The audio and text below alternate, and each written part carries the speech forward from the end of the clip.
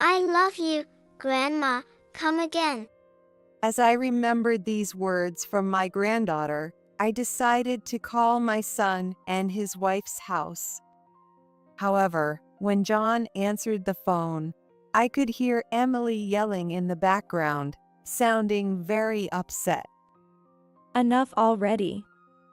Tell her not to come. I don't care about your mom.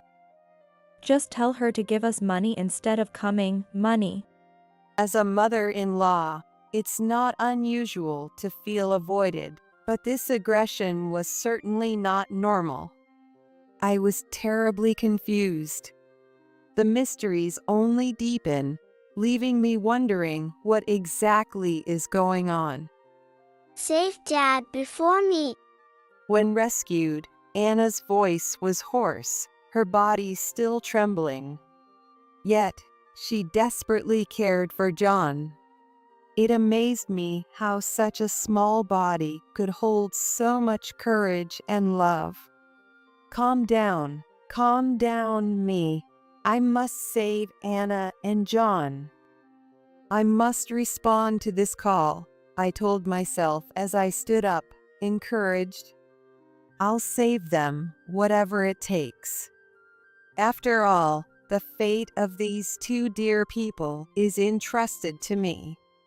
I am Catherine Smith, aged 64. Currently, I live alone in an apartment. I'm a former single mom. I worked until I was 60 and raised John on my own. Eventually, as he grew up and moved out for school, he became independent. Now, I work part-time 3 days a week, living a comfortable life. The happy news came about 7 years ago. John said he was getting married, and the bride was a beautiful woman, 9 years his junior. John was 30 at the time. Being 9 years younger, the young lady was 21. Her name is Emily. They met through a mutual friend and hit it off immediately. We grew up just with my mom and sister after our parents split up early, so I really understand how John values his mother. Emily said with a radiant smile. Of course, I was all for their marriage and wholeheartedly blessed their union. Actually, Emily is already pregnant. Being surprised by the shy smiles of the young couple is now a cherished memory. Soon, my adorable granddaughter Anna was born. Their house is a 20-minute drive from mine. When Anna was younger, I often looked after her, and those were days filled with even more joy. I never imagined that such a shocking event would follow. My happy life came to an abrupt end. As soon as Anna started elementary school, all contact ceased. They must be busy. Maybe Emily started a job. I thought, trying to console myself. They say no news is good news, and if they didn't need me, I would be happy for them. Emily's parents lived farther away than I did, so I thought they might rely on me again if needed. Indeed, until last year, I was often called over to babysit Anna. I love you, Grandma, come again. I remember Anna always saying that and waving until she couldn't see me anymore. My desire to see her again grew. However, even as a grandmother, I shouldn't meet her without her parents' permission. Besides, if they didn't need help, I should be able to see her during summer or winter breaks. I decided to wait patiently for them to contact me. But when summer actually came, my expectations were dashed. Weeks passed without a visit or even a phone call. Maybe I should just go visit? I thought to myself and decided to call John in the evening. I intended to check their availability first, since dropping by unannounced would be rude. I plan to visit during a holiday when it's convenient for them. To avoid being a nuisance, I should probably leave after an hour or two. As I listened to the phone ring, I wondered what I should bring as a gift. But the response from John on the phone was unexpected. Emily says it would be troublesome. She's tired and doesn't want to meet. Sorry, but could you please hold off this year? I was stunned at first, but slowly I began to understand. Meeting me was a burden for Emily. It's easy to forget, but to her, I'm her mother-in-law. I had thought we were getting along like friends, but maybe Emily had been feeling pressured all along. If she's tired, I could help out with the chores, but maybe my coming over would be more of a nuisance. I ventured cautiously. John moved the phone away from his mouth to say something. Thinking he was probably talking to Emily, I held my breath and waited. Then, in a tone I had never heard before, Emily's annoyed voice faintly reached me. Enough already. Tell her not to come. I don't care about your mom. Just tell her to send money instead of coming, money. Although the voice was distant and not entirely clear, that seemed to be the gist. Can you imagine how shocked I was?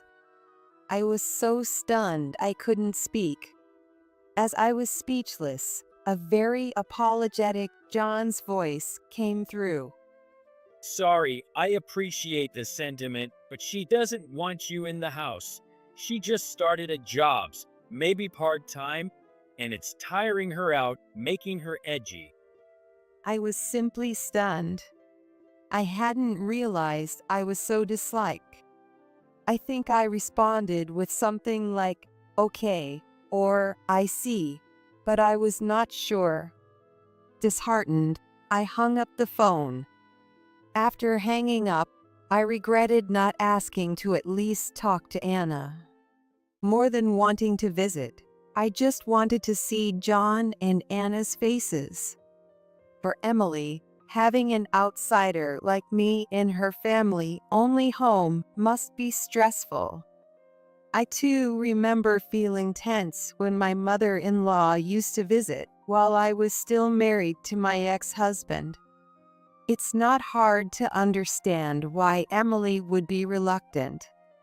If this keeps up, there might come a day when I won't be allowed to see my granddaughter. I reflected deeply on this. At the same time, I realized that indeed Emily had started working. She had married John soon after entering the workforce and became a housewife.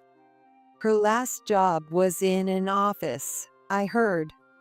If she's doing a standing job part-time, it might be more tiring.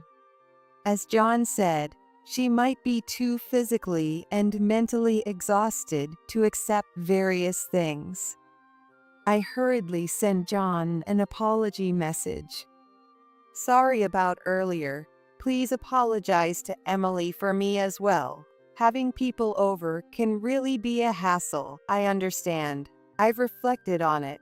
I just wanted to see Anna's cheerful face, so maybe you could send a picture sometime. If you can make it back during the summer break, please let me know then. With a prayerful heart, I waited for a reply.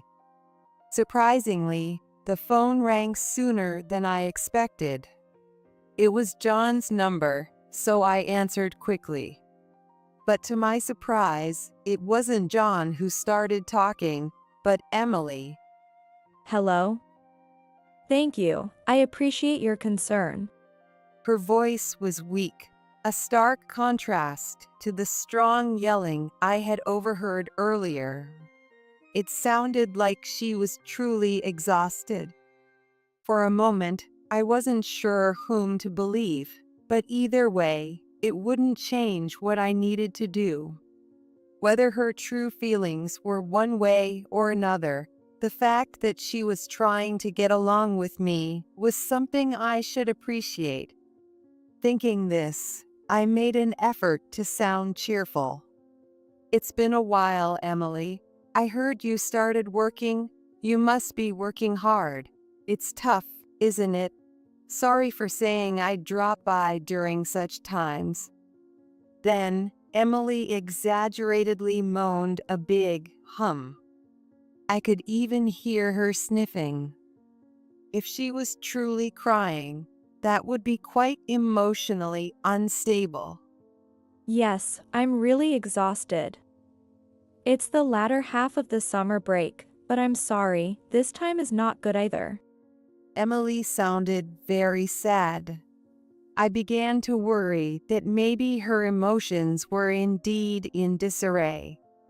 Concern was starting to outweigh my doubts. Hormonal imbalance, stress, and other possible causes of her condition crossed my mind. I'd much rather she just disliked her mother-in-law. "Of course, it's okay. I'm sorry for pushing. It's totally fine. But more importantly, are you okay, Emily? Are you getting enough rest?" I spoke gently, taking great care not to upset her. Emily was silent for a while. I waited anxiously for her response for several seconds. Finally, a slightly happier sounding voice came from the other end of the phone. I'm fine. So, Bye. After a brief farewell, the call ended. I involuntarily sighed. The atmosphere wasn't right to ask to see my granddaughter. Emily's condition worried me, but John's yes-man behavior was also concerning. I wondered if this was just how young couples are these days, but no clear answers came. With a lingering sense of unease, I resigned myself to the situation. About 30 minutes after the call, I received a message from John. It reads, "Can we meet during tomorrow's lunch break?" Since I was off the next day, I quickly replied, "Okay."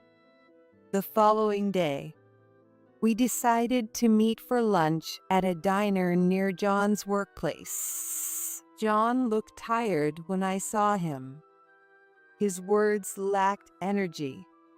Lately, Emily has been acting strange. She goes out every night, comes back drunk, and then is bedridden with a hangover. She could ask you or her parents to take care of Anna, but she refuses. Honestly, it's troubling. John then took a key out of his pocket and handed it to me. It seemed to be the spare key to their house. Just in case I can't get up because of illness or something, can I call you? I accepted the key, trying to suppress my anxiety. John asking for such a favor was not a good sign. Even after getting home, I was too worried to sit still. After 3 days of agonizing, I sent John a message. I wanted to talk directly again to hear more about his concerns. "Can you talk now?" He should be at home at this time. Normally, I would get some kind of message back right away. But no matter how long I waited, there was no reply. By midnight, I even started thinking about visiting their house. But finally, a reply came. Busy. Can't for a while. The message was curt. My unease did not subside. The next day, I called John's workplace, wondering if I was overreacting, but then I learned something alarming. John had been ill and hadn't come to work for the past 2 days. Indeed, he looked pale when we met 4 days ago. If he had fallen ill after that, it wasn't inconceivable. But then, would he really reply busy instead of sick to my message?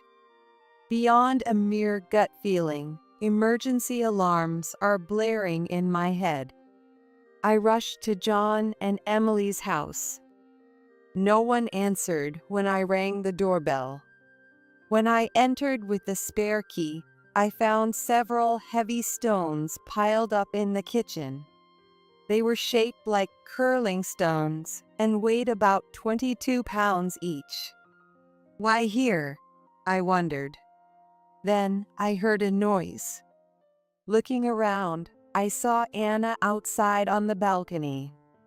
I hurried to open the window and was shocked. Anna was chained up, wasn't she? The robust metal chain was thin but sturdy, not easily removed. It was cold outside. I quickly took off my coat and wrapped Anna in it. She was shivering, perhaps from the cold. But when she looked up at me, she cried out, "Save Daddy first." confused about what it meant. I hugged Anna as I listened for more of her story. "Mommy locked Daddy under the kitchen floor. He's under those heavy round things. Please, hurry and help." Breathless at this unimaginable revelation. Following Anna's plea, I moved the weights aside and found a trapdoor to the underfloor storage. Cautiously opening it, I found John lying at the bottom of a dark, cramped storage space. I screamed, "John!" No response. I reached out desperately. His body was warm. He was alive. I tried desperately to pull him out, but John, unconscious, was too heavy, making it impossible to lift him. I started to panic. Just then, I heard a car. I caught my breath sharply. I thought it would be bad if Emily came back and saw this situation. If it was just Emily, maybe it'd be better, but if she had a man with her, I would stand no chance. I rushed to the front door and secured the chain. It turned out not to be Emily, as there was no sign of anyone.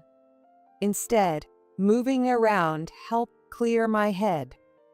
I told myself, calm down, me.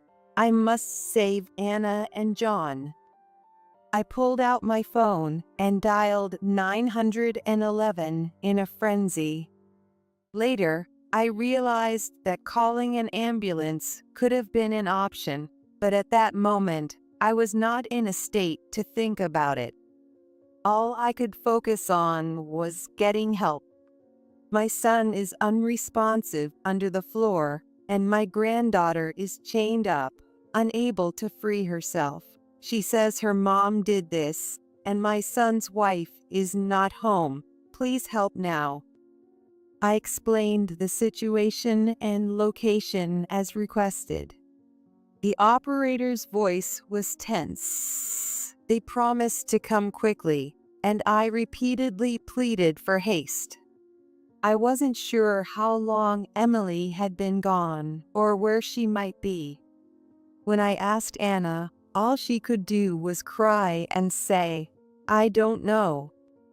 Anna and I managed to pull the chain to its limits and somehow got back inside. I wrapped Anna in a blanket. I tore off the bed and held her tight. "It's okay. Your grandma will definitely save you. I will protect you." I returned to my unconscious son. His lips were dry, which concerned me, but there was no way to give him a drink right now. He was breathing. I couldn't understand why he wouldn't open his eyes. I was desperately praying for the police or paramedics to arrive quickly, when suddenly, I heard rattling at the front door. Startled, I jumped up. Though I hadn't noticed any car sound, Emily had returned. It seems I hadn't heard her because I was absorbed in my actions. Trembling, I returned to Anna and hugged her tightly. Anna was crying more than I was, clearly terrified. She seemed to be struggling to keep quiet, a sure sign of her fear. What the hell is this? Emily shouted as she tried several times to force the door open with great force. It sounded as if she were kicking the door. Perhaps she saw my shoes through the small gap the chain allowed and yelled even louder. Are you kidding me, old woman? Did you have a key? I'll smash you too. Emily banged on the door repeatedly. The chain looked like it might break, and pale-faced, I was prepared to fight. I quietly moved away from Anna, heading to the kitchen. Looking for something to use as a weapon, I found a frying pan. Thinking I had to protect Anna at all costs, I approached the front door, ready to defend us. Just then, I heard the sound of a police car approaching from a distance. The sound grew closer and closer. They must have been coming because of my call. Emily stopped rattling the door and stood still. I raised my voice. Here, we're here, the ones who called. Help us. Then, Emily let go of the doorknob and hurried away. As I was slumping down, the doorbell rang. I screamed softly, but then I heard a male voice from outside. Excuse me, are you okay? We're from the Central Police Station. Did you call us? Crying, I stumbled to the door, unlocked the chain, and let them in. The police quickly assessed the situation and called for paramedics. While waiting for the ambulance, they briefly questioned me about what had happened. Soon, Anna and John were safely extracted and taken for emergency medical care. I accompanied them to the hospital. Even at the hospital, I couldn't immediately relax. Fortunately, Anna's life was not in danger. She had visibly lost weight and appeared severely malnourished. The tests showed she was slightly dehydrated, but otherwise okay. The memory of her shivering from the cold was still vivid in my mind, and I was deeply relieved she didn't have a fever. It seemed she could recover with proper nutrition. The problem was John. Upon arrival at the hospital, he remained unconscious. No response to tapping or shaking. I continued calling his name until a nurse pulled me away. John, please, wake up. Daddy, Anna was sobbing too. I held Anna tightly, continuing to pray for John's safety. While waiting for treatment, I gradually heard more from Anna. Mom locked up Dad, and when I told her to stop, she got really mad and sent me outside. If I yelled outside, I'd get in even more trouble, so I tried really hard not to cry. Anna clung to me and shared in a tiny voice, imagining what it must have been like to see her father in such a situation, how terrified she must have been. Yet the courage she showed by speaking up made me feel both happy and strong. It was cold, wasn't it? Scary, wasn't it? Was it then, with that chain? I remembered the chain that had been used to tie Anna. The cold chain against her bare skin. It was truly pitiful. But why was there a chain there at all? Yes, But even when Dad wasn't around, I was sometimes chained up before. Mom would say I'm in the way, to stop running around, and she'd chain me up. It's been like that since I was much smaller.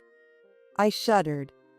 If that was the case, Anna might have been chained up even when I used to come over to take care of things, without my knowing.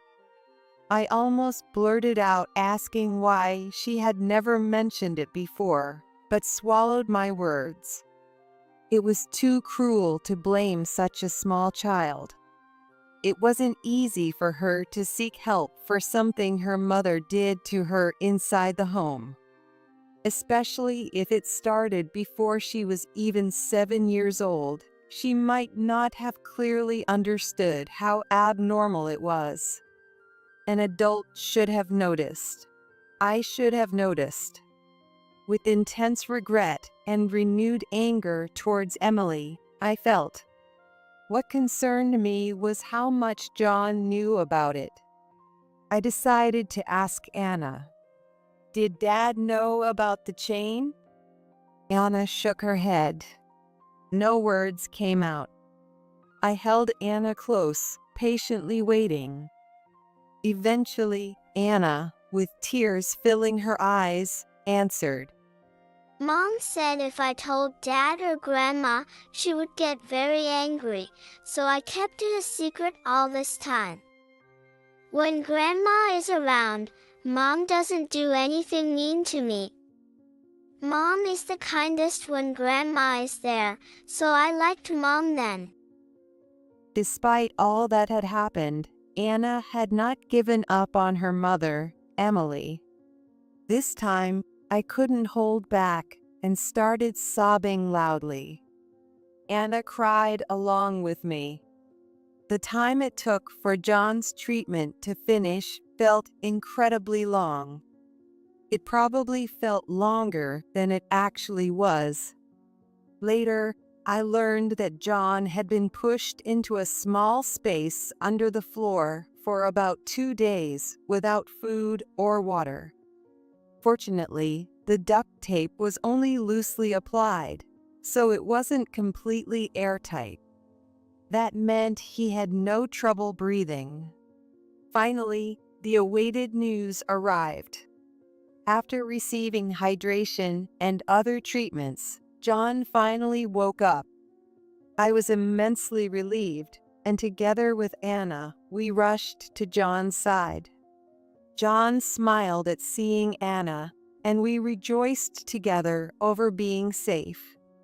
The next day, John's account made Emily's actions clear.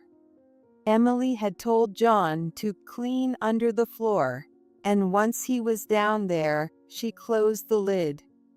John tried to get out but couldn't open the lid.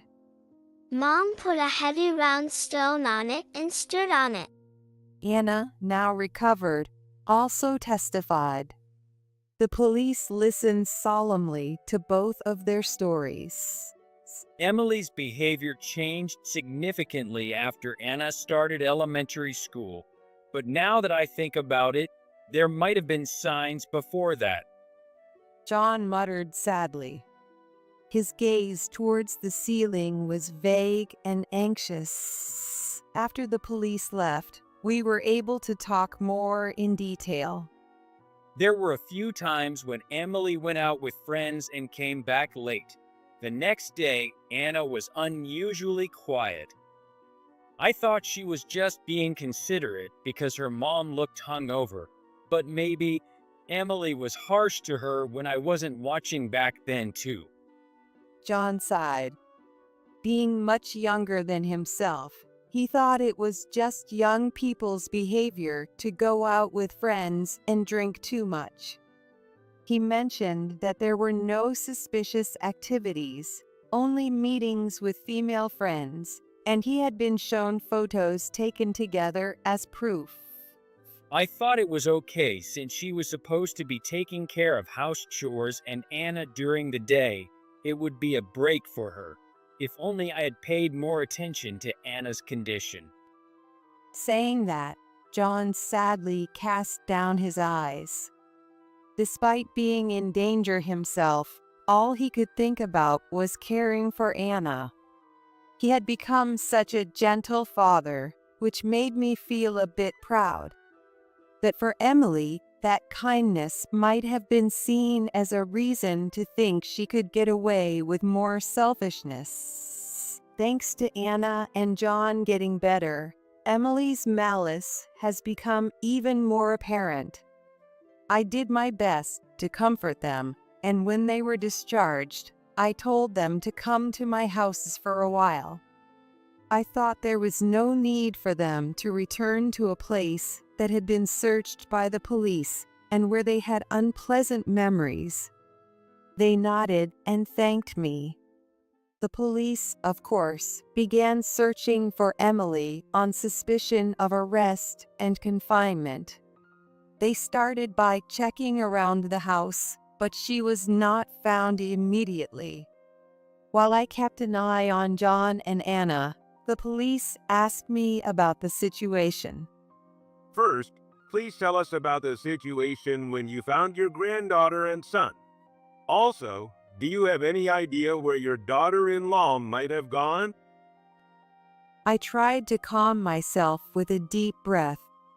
John, still looking exhausted, and Anna, still showing signs of emotional hurt. Filled with an inability to forgive Emily, I needed to remain calm. Emily, where might she go? Well, I'm not sure exactly, maybe. I shared my lead with the police. I didn't know much about Emily's range of activities, but there was one thing I did know. After finishing with the police, I sent a message following that lead. Let's see, the text should say, Emily has done terrible things to her husband and daughter. She's currently on the run. Luckily, both are safe, but were hospitalized, so the police are involved. If you see Emily, please contact me or the police. Is this okay? My message received many responses. Mostly shocked faces and pale character stamps. There was also a strong, got it, dog stamp. Since they're all young women, the responses on the messaging app were lively. But my lead was just this one place. If she had gone to someone I didn't know, there would be nothing I could do. I waited for news with a prayerful heart. The very next day, Emily was arrested. After fleeing, she crashed at one of her friends' homes. Just the outcome I had hoped for. Had our usual conduct been good, I wondered privately with joy. I just came over to hang out. Let me stay. Had a fight with my husband. Got bullied by my mother-in-law, but John didn't stand up for me. That's how Emily brazenly spoke, according to her friend. Had I not sent the message beforehand, her friend would have believed her. I'm glad I sent the message. It just so happened to be at a friend's house who also knows me. The recipients of my message about the incident were Emily's close friends. Let me reveal why I knew these people's contacts. Actually, I'm quite good at socializing. At the wedding, I easily approached Emily's friends, young ladies, and exchanged contact information. Without Emily realizing, I became acquainted with her friends. Now, I am quite friendly with several of them on SNS. Whether Emily knew it or not, or even if she did, she probably didn't care. Being able to get ahead and spread the word was a key to victory. An alert was quickly circulated among Emily's friends. My story was believed quickly, perhaps because there was a slight belief among them that Emily could do something like this. Neither John nor I had noticed, but it seems Emily originally had a terribly selfish and scary side. Emily was arrested while cursing foully and complaining incessantly. Although I was glad about the swift arrest, it made me a bit disheartened to realize neither parent nor child had a good sense of people. Nevertheless, it was finally over. More than feeling joyful, I was relieved. Months later, during Emily's interrogation, an astonishing fact came to light. It turned out that Anna was not John's daughter. Furthermore, even the identity of the father was unknown. Before marrying John, Emily had led a reckless, flirtatious life. She would party late into the night, enjoying one-night stands. By the time she realized she was pregnant, she had been involved with more men than one could count on one hand. In short, she had multiple partners other than John.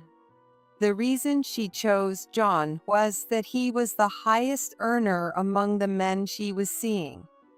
When I told him I was pregnant with his child, he was so blindly happy that I thought he was easy to manipulate. I married him thinking I could do as I pleased. The level of John's disappointment upon hearing this was profound. Naturally, I was furious. How terrible, unforgivable. I felt anger towards Emily, but also frustration with myself for having been so happy about their marriage without knowing the truth. My concern now was for Anna. How could we possibly tell a 7-year-old girl that John wasn't her father? After discovering the truth, John and I agonized over how to break the news to Anna.